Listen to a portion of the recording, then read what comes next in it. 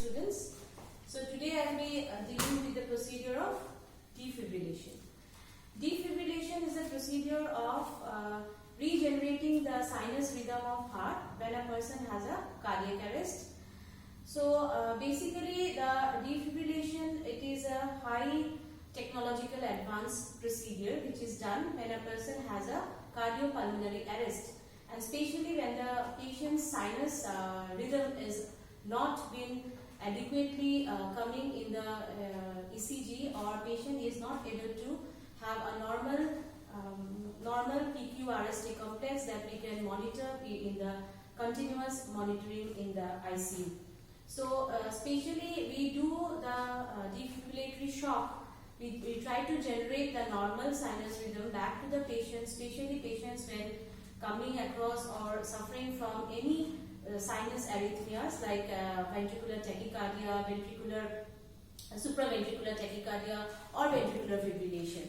So especially when a patient has a pulse-less electrical activity, that means a patient will have an arrhythmias but without pulse. That time only we have to give the external cardiac shock to resuscitate the patient and to bring back the normal sinus rhythm.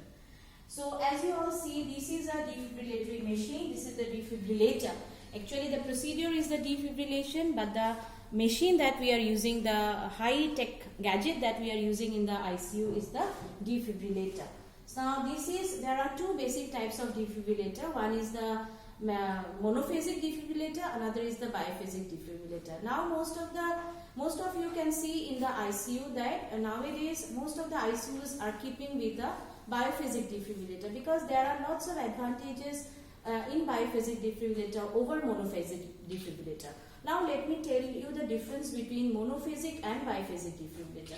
When we talk about monophasic defibrillator, the shock that we are delivering to the patients will be only one side. Maybe it will flow from base to apex of the heart or from apex to base of the heart.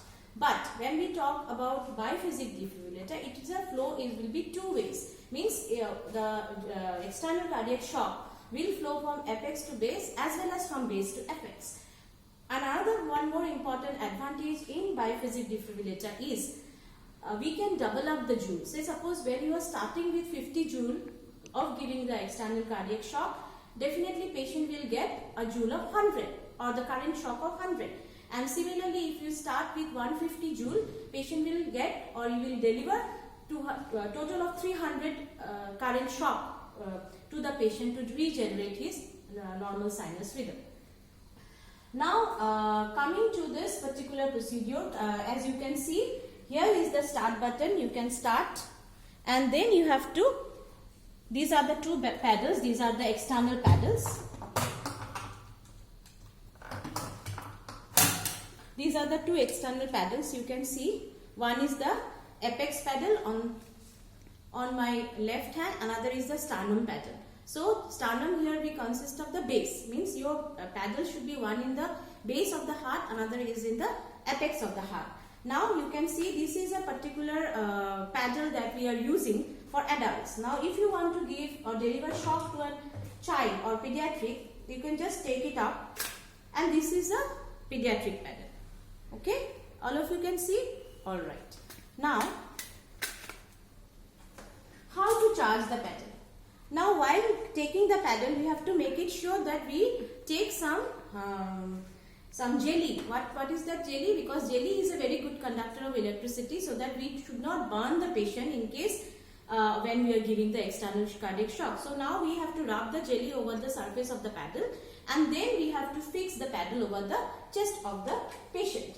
Now in case like if you want to, how you are going to increase your current, how you want to charge this particular machine, the defibrillator machine. Now you can see here, if you want to give the energy, say suppose for my patient who is having continuous supraventricular tachycardia, I want to start with a joule with the current of 50. So now here I will first 50 joule I have selected, and then I will put the jelly over here and rub the surface of the paddle like that, and then as the patient sometimes may be unconscious, sometimes may be conscious. Now when a patient is conscious, we have to see that in case of supraventricular tachycardia, we have to see that we sedate the patient with little amount of sedative, maybe midazolam 5 ml or maybe 10 ml, so that patient relax and we can easily deliver our external cardiac shock.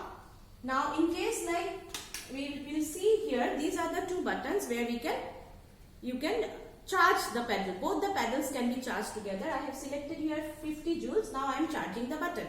So now you press and release that your pedals are charged. Now how to select the area. Now you have to see here, as this is our female patient. Patient is already conscious and we have given a sedation so that patient relax. And now this is apex pedal we have to keep in the left side of her chest with the second intercostal space. This is our apex pedal, and now I am keeping the pedal in the second intercostal space left of the sternum. And now the base pedal you have to keep, as she is a female patient, you have to just lift up the breast on her right side, and the sternum pedal or the base pedal should be in the 5th to 6th intercostal space just below the breast. And you have to see that you are not touching the bed, because the bed will be, it's an iron metal and it is a very bad conductor of electricity.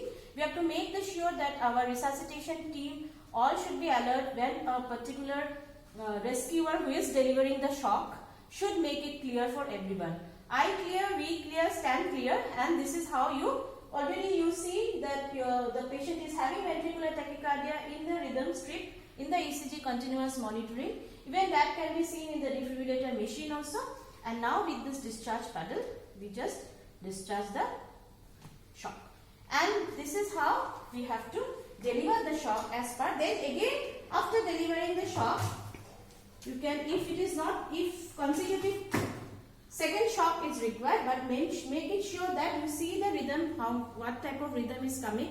If by one shock the patient is getting back with a normal sinus rhythm, then fine. Otherwise, again after some time you see, then you just record the rhythm. Again the same way you charge the pedal, put the jelly so that patient is not going to get any kind of burn injuries after giving the shock, and you see, and the same way you do the procedure. So once the procedure is done, we have to see the patient is in comfort and the patient reverts back into the normal sinus rhythm. So this is how we do the procedure of defibrillation. Thank you so much.